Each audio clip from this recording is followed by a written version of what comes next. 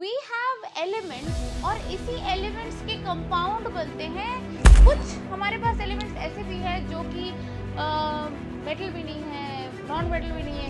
अगर हम कभी मेटल्स की बात करते हैं, आपके दिमाग में सबसे पहला क्या चीज आता है? मेटल्स मतलब, अरे metal, when we have a metal and we react the metal with oxygen. अगर वो मेटल रखा और उसको हमने ऑक्सीजन सी कि अगर हमने मेटल लिया और उसको एसिड के साथ रिएक्ट कराया तो क्या होगा?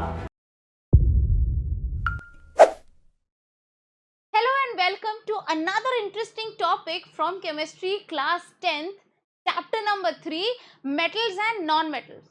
So before going to the chapter metals and non-metals, मैं आपको एक चीज बता दूं कि हमारे इस अर्थ में, on our earth, we have elements और इसी elements के compound बनते हैं which is actually essential for our day-to-day life.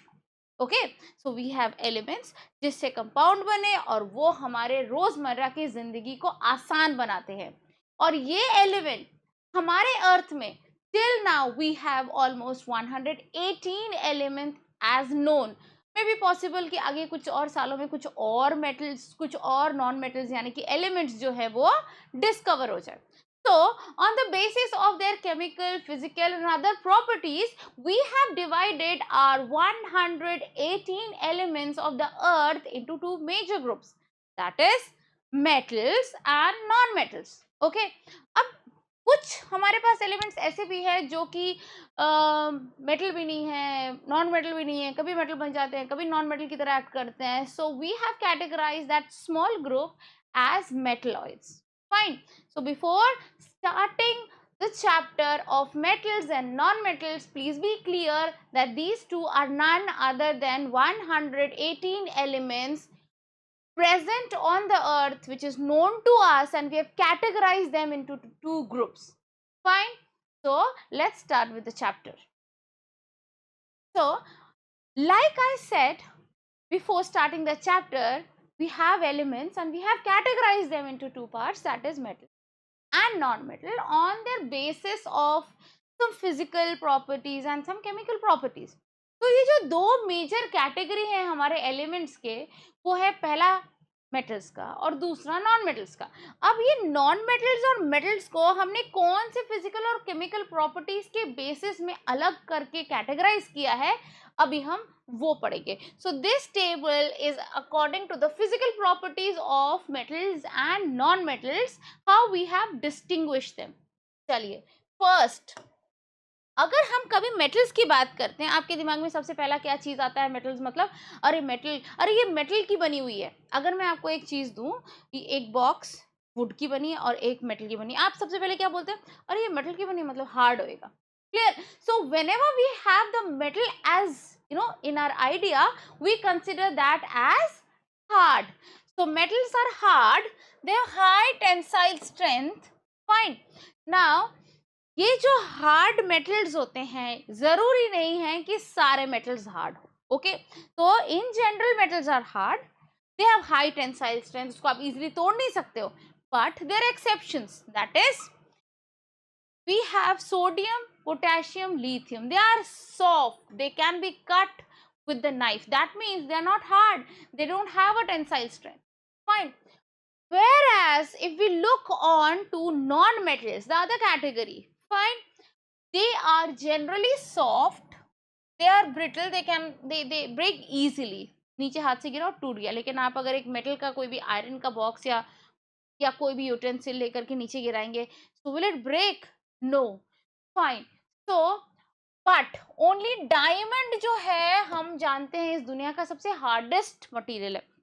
अब आप बोलोगे कि मैम डायमंड तो कोई एलिमेंट है ही नहीं।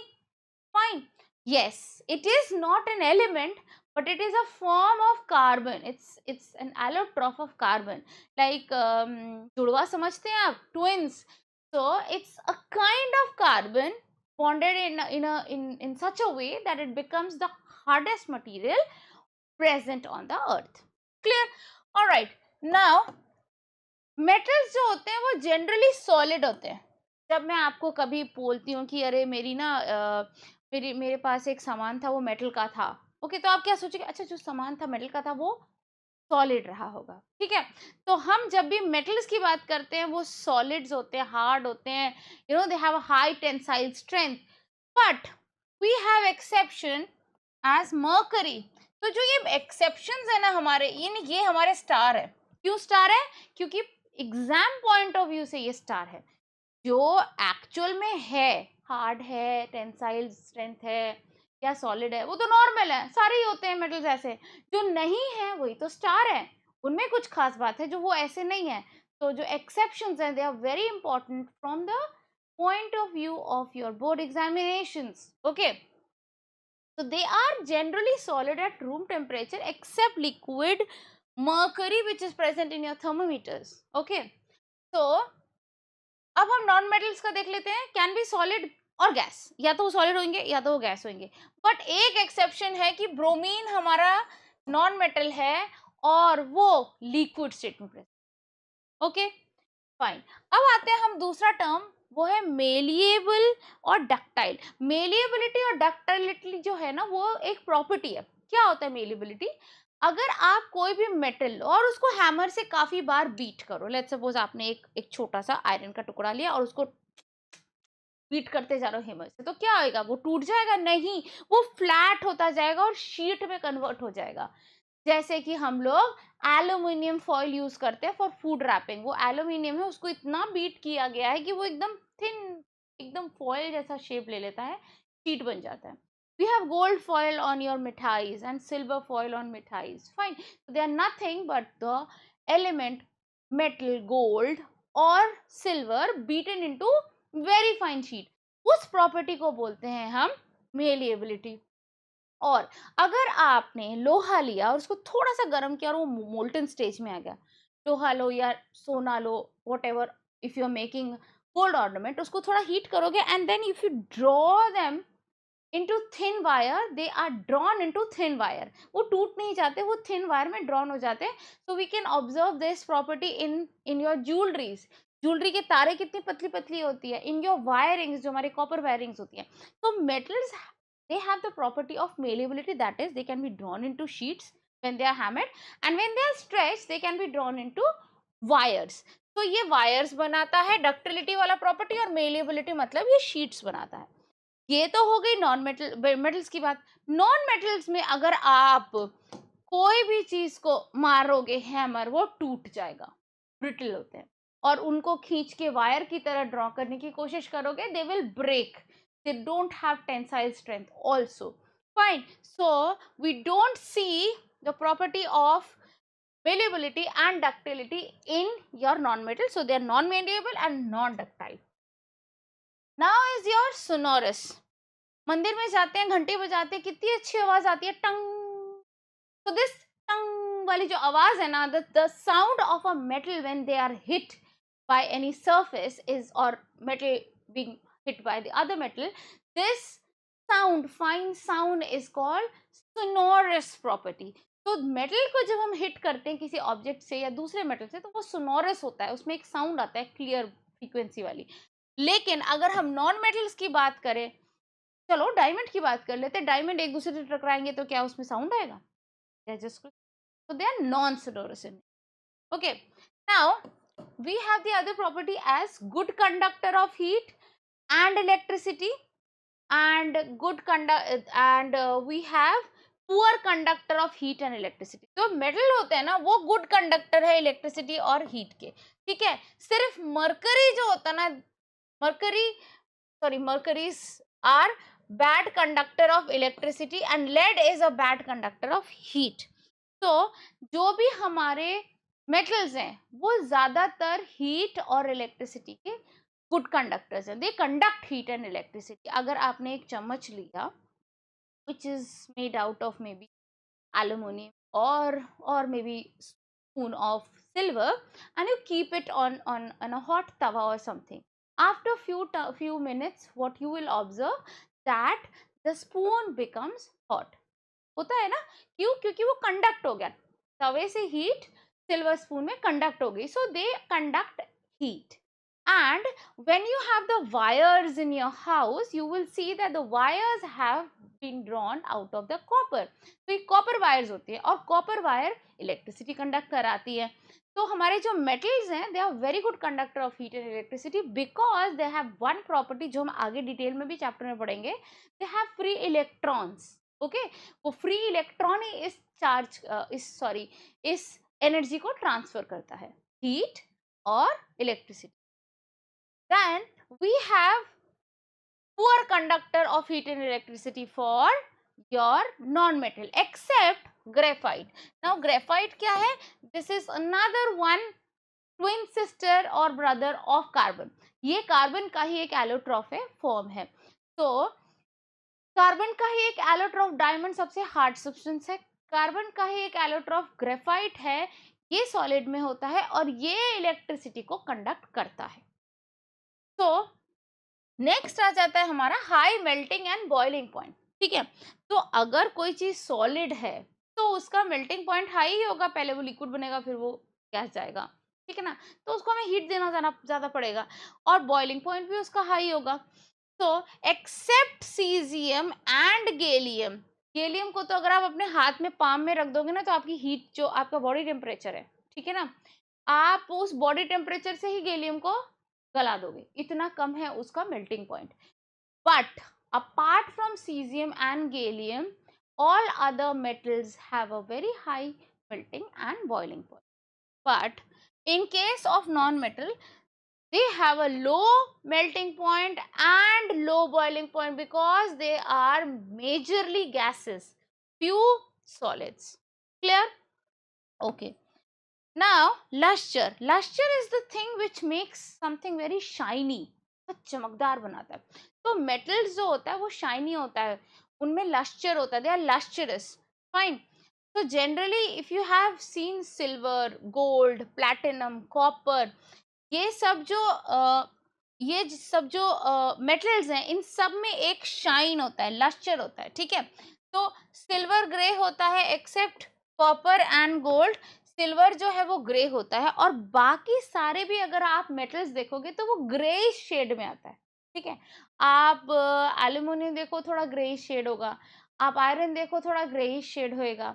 ठीक है, आप अगर सिल्वर देखो तो भी वो भी ग्रे स्टेज में है. तो उनका जो लस्टर है मेटल्स का जनरली ग्रे शेड में, except your gold and copper जो कि कौन से शेड में है, yellow and towards reddish tin.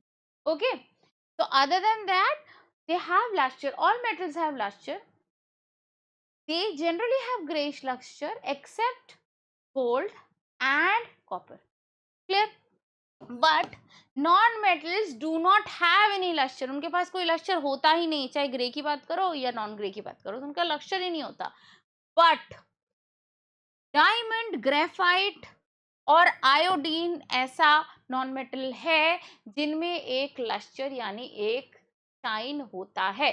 तो डायमंड तो कितना ज्यादा चमकता है. Fine, so this is having a high lustre. But if you talk about the general category of non-metal, उनमें luster नहीं होता है. I hope this is all clear. So please note down the table and of course the star of the slide which is your this exception. ये exceptions बहुत जरूरी है, ये exceptions ही आपके पूछे जाते हैं ज्यादातर. So please note down and then we'll move on to the next. All right, I hope you've written down this. So now next we will be moving on to the properties, physical, chemical. We have discussed the physical properties, so we will be discussing about the chemical properties of especially metals. Now when we have a metal and we react the metal with oxygen, अगर कोई metal रखा है और उसको हमने oxygen रख दिया है या metal को छोड़ दिया है oxygen react होने, तो क्या होता है? तो जब मेटल रिएक्ट करता है ऑक्सीजन से, इट फॉर्म मेटल ऑक्साइड जो कि बेसिक होता है. फाइन, देखते हैं यहाँ पे, जैसे हमारे पास Mg है, Mg को अगर मैंने O के साथ रिएक्ट कराया विच इज माय ऑक्सीजन, तो हमारे पास मैग्नीशियम ऑक्साइड यानी मेटल ऑक्साइड बनता है. सेम बेस अगर मैंने एल्यूमिनियम को ऑक्सीजन के साथ रिएक्ट कराया तो यहाँ पे बना Al2O3 which is my aluminium oxide. Okay, अगर मैंने कॉपर को ऑक्सीजन से रिएक्ट करवाया तो मेरे को बनेगा कॉपर ऑक्साइड। तो बेसिकली जब हम मेटल्स प्लस ऑक्सीजन को करते हैं तो हमारे पास मेटल ऑक्साइड बनता है। क्लियर हो गई? ओके। अब अगर कोई मेटल ऑक्साइड है, some metal oxide dissolves in water to form alkali. अब ये जो मेरा मेटल ऑक्साइड बना, इसको अगर मैंने वाटर में डिसॉल्व किया और वो डिसॉल्व हो गया तो वो बन जाएगा मेरा एल्कली। ठीक है, उसको हम क्या बोलते हैं? एल्कली। एल्कली मेटल बोलते हैं उसको। तो जैसे कि हमने अपना सोडियम ऑक्साइड लिया, उसको वाटर में डिसॉल्व किया तो वो बन जाएगा sodium hydroxide. This is my alkali. This is a base which dissolves in water. This is called alkali. Now, this metal which dissolves in water after being a base is called the alkali metal. ठीक है? Now, amphoteric oxides क्या होते हैं? Amphoteric oxides मतलब metallic oxides जो कि acid और base दोनों के साथ रिएक्ट करते हैं। For an example Al2O3. Al2O3 को अगर आप HCl से रिएक्ट करोगे तो वो बनेगा AlCl3 and H2O, water release करेगा। ओके, एंड अगर आपने सोडियम को भी लिया, सोडियम ऑक्साइड को, उसको भी आपने वाटर के साथ रिएक्ट करा करके बना दिया सोडियम हाइड्रोक्साइड। इसको भी अगर आप एक नाइट्रिक एसिड के साथ, यानी कि आप अगर रिएक्ट करवाओगे, so it will become a salt and then it will release water. तो एम्फोटेरिक ऑक्साइड्स क्या होते हैं? जो कि एसिड और बेस दोनों के साथ रिएक्ट करते हैं। क्लियर होगी बात? अकॉर्डिंग टू दिस स्लाइड मैंने बनाया है order of reactivity of metal. ठीक है ना? Order of reactivity of metal किसके साथ? ऑक्सीजन के साथ। तो ऑक्सीजन के साथ जब मेटल्स रिएक्ट करते हैं तो उसकी रिएक्टिविटी कैसी होती है? सोडियम, सोडियम सबसे ज्यादा, फिर मैग्नीशियम, फिर जिंक, फिर आयरन, फिर कॉपर, फिर सिल्वर। तो सबसे ज्यादा रिएक्टिव कौन है? हमारा सोडियम, मैग्नीशियम और जिंक। उसके बाद ऑक्सीजन के साथ रिएक्टिविटी इन मेटल्स की डिक्रीज हो जाती है, वो इतनी जल्दी रिएक्ट नहीं करते हैं। I hope this is clear. Now let's move on to the next reactivity, that is reactivity with water. अब अगर मैंने कोई मेटल लिया और उसको वाटर के साथ डिसॉल्व किया या रिएक्ट करवाया तो क्या होता है?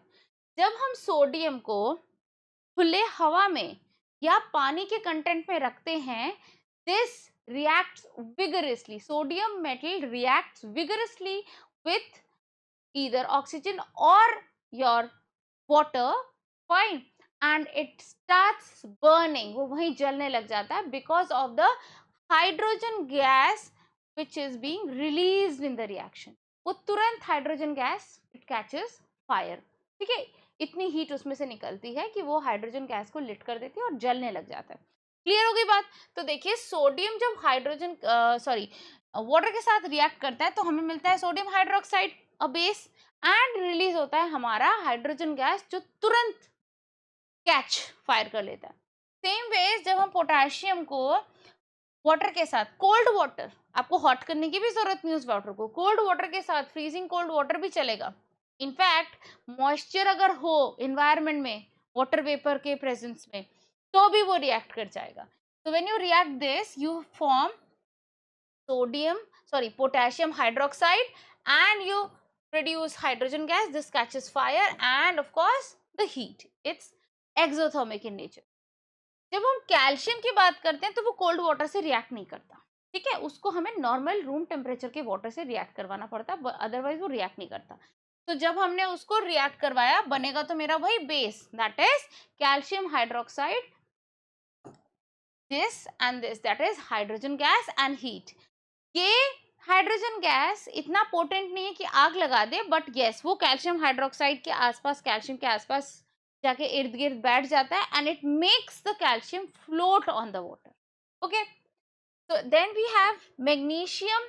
मैग्नीशियम जो है ना तो कोल्ड वाटर से रिएक्ट करता है, ना ही वो नॉर्मल वाटर से, वो सिर्फ स्टीम से रिएक्ट करता है, तो उसकी रिएक्टिविटी थोड़ी कम हो जाती है।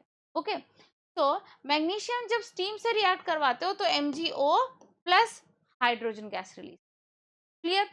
In this case, when it is normally reacted, it reacts with water and form MgOH also, but subsequently if it is reacting with steam, it will form MgO.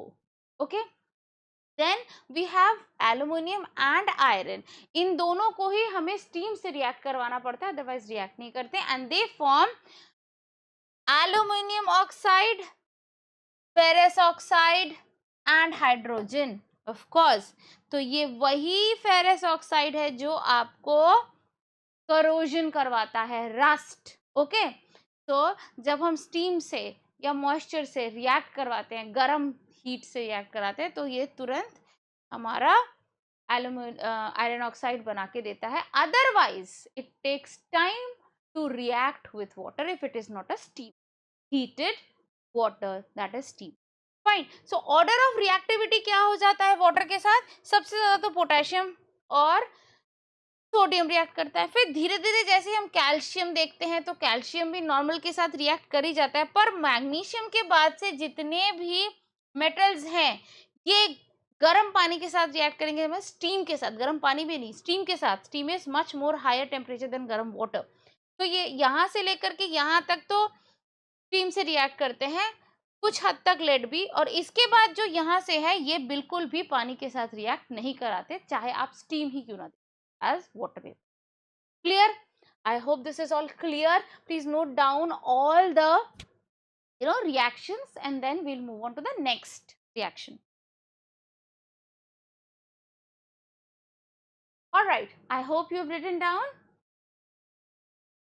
Now we'll see कि अगर हमने metal लिया और उसको acid के साथ react कराए तो क्या होगा. ठीक है, so it is reactivity with acids of metals. Fine. So we have a metal, we reacted with acid and they form salt and hydrogen. This reaction we have already done in the last chapter, that is acid, base and salt. तो क्या होता है, अगर हम कोई भी acid लेते, कोई भी हमारा मेटल लेते हैं और उसको मैंने HCl के साथ यानी एसिड के साथ रिएक्ट करवाया, तो वो क्या बनाएगा, salt ZnCl2, and hydrogen gas जो है वो इस एसिड से रिलीज हो जाएगा, लिबरेट हो जाएगा. And then we have other metals which is Mn and Mg. ठीक है, ये तो हो गया आपका वेरी हाई कॉन्सेंट्रेटेड एसिड. ठीक है, तो कुछ मेटल्स जो है वो कॉन्सेंट्रेटेड एसिड के साथ ही रिएक्ट करते हैं, वरना वो डाइल्यूट के साथ रिएक्शन देंगे नहीं.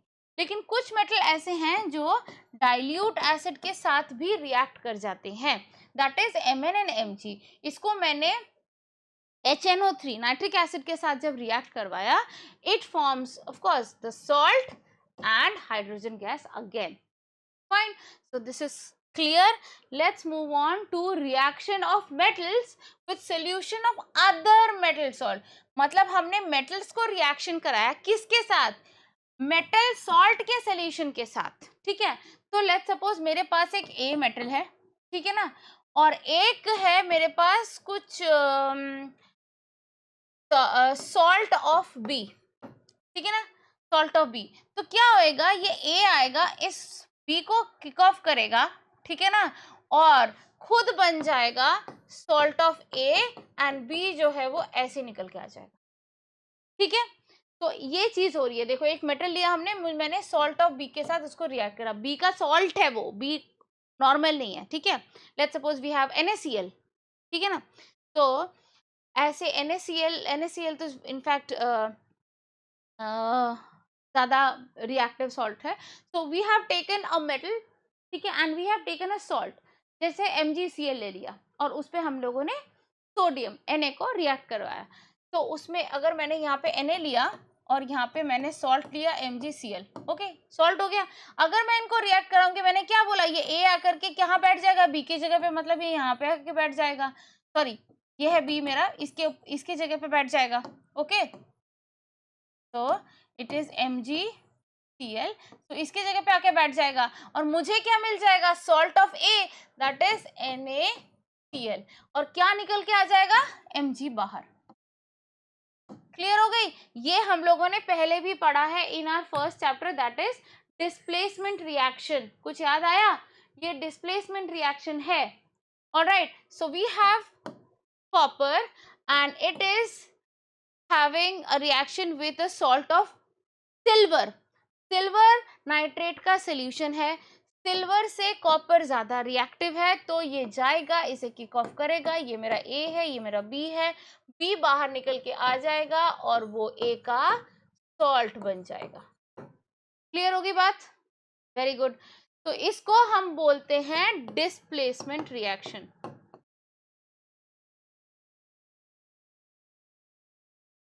Okay, so this is my displacement reaction. Now ये डिस्प्लेसमेंट रिएक्शन जो होता है, ये होता है हमारा एक बहुत ही इंपॉर्टेंट सीरीज के बेसिस पे, जिसको हम कहते हैं reactivity series, most to least reactive metal. तो हमारे पास एक सीरीज बन के तैयार है जो कि है potassium, sodium, calcium, magnesium, aluminium, Zn, Fe, lead, hydrogen, copper, mercury, silver and gold. तो ये जो है ना, ये सीरीज है। तो सबसे रिएक्टिव कौन सा? मेरा पोटेशियम। सबसे कम रिएक्टिव कौन सा? मेरा गोल्ड। ठीक है, तो यहां से यहां जो है रिएक्टिविटी कम होती है। तो जो यहां से हम देखते हैं यहां तक, ये हाईली रिएक्टिव है। एसिड के साथ बोलो, वाटर के साथ बोलो, ऑक्सीजन के साथ, ये सबके साथ रिएक्ट करेंगे। और जो मेरा यहां से लेके यहां तक है, वो या तो गर्म कर लो पानी को तब होगा, स्टीम कर लो, या बहुत दिनों बाद अगर एयर में रखा है तो रिएक्ट करेगा। इस तरह से बहुत स्लो रिएक्शन है। और हाइड्रोजन के बाद वाले जो भी हैं, ये सारे मेरे बहुत ही लेस रिएक्टिव मेटल्स हैं। तो कहने का मतलब ये है कि जो मेरे मेटल्स हैं उनकी भी रिएक्टिविटी है। जो ज्यादा रिएक्टिव है उसको रिएक्टिविटी सीरीज में हम लोगों ने यहाँ रखा हुआ है पहले, उसके बाद बीच में है जो कम मॉडरेटली रिएक्टिव है, एंड जो लीस्ट रिएक्टिव है उनको हमने यहाँ नीचे की तरफ या पीछे की तरफ रखा हुआ है।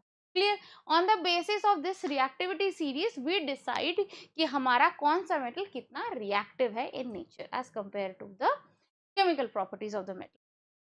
I hope this part of the chapter is very clear, and in the next lecture I would be meeting you with the next part of the chapter, same chapter number 3, metals and non-metals, class 10. Till then, take care. Thank you.